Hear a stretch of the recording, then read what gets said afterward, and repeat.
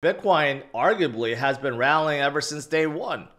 14 years ago, this day, 14 years ago, you could have bought 10 Bitcoin for under $1 because at that point, Bitcoin was under 10 cents each. That was 14 years ago. Most of you guys probably remember 14 years ago like it was nothing. I remember. I still remember when the very first iPhone came out in 2007. This was afterwards. You could have bought enormous amount of Bitcoin back then. No one paid attention, but the ones that did, they're freaking billionaires right now. It's just that simple, right? This is why you could argue that Bitcoin has been rallying ever since day one. Nothing has outperformed Bitcoin over the long haul. It's the greatest appreciating asset that we have and will probably continue to be that way forever because of the scarcity factor.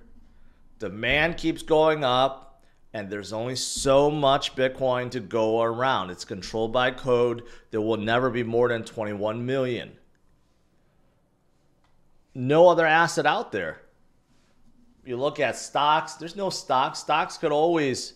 There's always more of it. They can always issue more.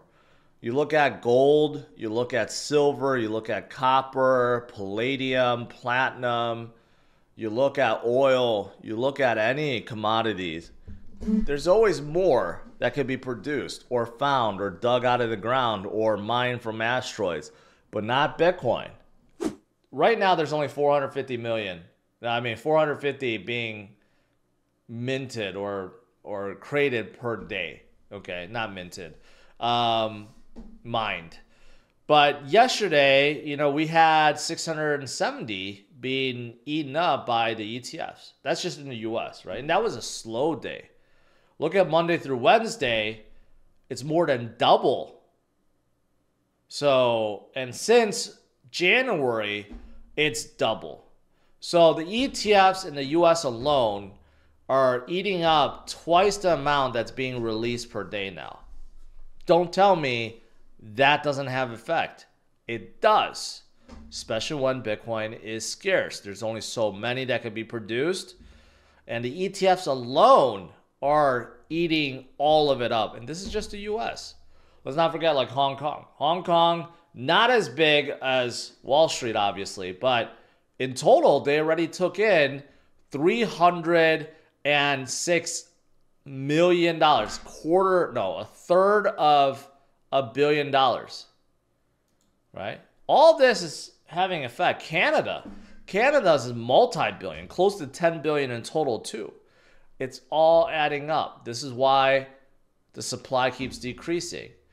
And there's so many really good reasons why we should continue to accumulate. Besides being a store of value, besides being a hedge against inflation, it's a great medium of exchange too. It's the greatest network that we have. Franklin Templeton's CEO yesterday came out and said that people are underestimating this, that Bitcoin's network processed 36.6 trillion transactions, which is more than MasterCard and Visa combined. Just think about that for a second. Everyone in the world is using MasterCard and Visa. And yet Bitcoin processed more transactions than both of them combined. That's staggering, right? So even as a medium of exchange, Bitcoin and Bitcoin network is winning. And it's the only decentralized network out there that can't be shut down by any government. You can shut down Visa. You can shut down MasterCard pretty easily. Any of the agencies could go to these companies and deactivate your account. They can stop your transaction, right? The transaction could be reversed. And there are parts of the world where you can't use a credit card, right? But Bitcoin has none of those barriers. Bitcoin, you can send Bitcoin to anywhere in the world as long as they have a wallet and they have internet access. Anyone in the world can receive your Bitcoin within minutes, right? For a stupidly small amount of fees, but There's no middleman. No one could stop the transaction. No one could try to shut down the network. It just won't happen, right? So it's just really staggering if you think about it. Even as a network, it's the greatest one that we have, one that has never been hacked before, one that has 100% uptime too. There's no other network that could say that. It's crazy. Bitcoin parabolic rally may start in Q4 according to historical price data. Well, Peter Brandt posted this.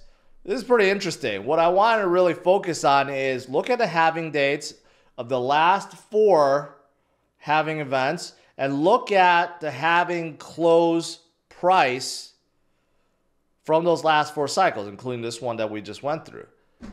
First cycle, the halving event, Bitcoin was at $13. Pretty impressive considering it came out and it was worth 0, right? And then it went up to $650. Then it went up to $9,600. And this one that we just went through, we were nearly at $65,000. Again, for people that are bearish, all you have to do is look at the numbers and look at how the lows keep getting higher, the highs keep getting higher, the halvings keep getting higher. And yes, you look at it, the last 2 halving events, after we had a halving event, the price actually went lower, right? So you look at it in 2015 and 2017, after the halving at 650, went down 27% to 476. Okay, the 2018 one went down 10%. This one went down, we're down about 26%, right, from our low, but we're not actually there. We're not, we're a lot closer to that point. But still, again, we move, even with all the different scenarios and everything, we kind of move still according to the same behavior as previous cycles. And of course, you look at the new highs, I mean, it just keeps on going up. Why does anyone have any doubt about Bitcoin? This is what it does. It has up and downs, a lot of volatile movements in between, but every single cycle, Bitcoin goes a lot higher, and that's the end of the story. So that's why you want to accumulate as much as you can while you still can, while it's still cheap, because it's not so cheap anymore. Bitcoin's not 10,000. Bitcoin's not 1,000. Bitcoin is nearly $100,000. It's that simple.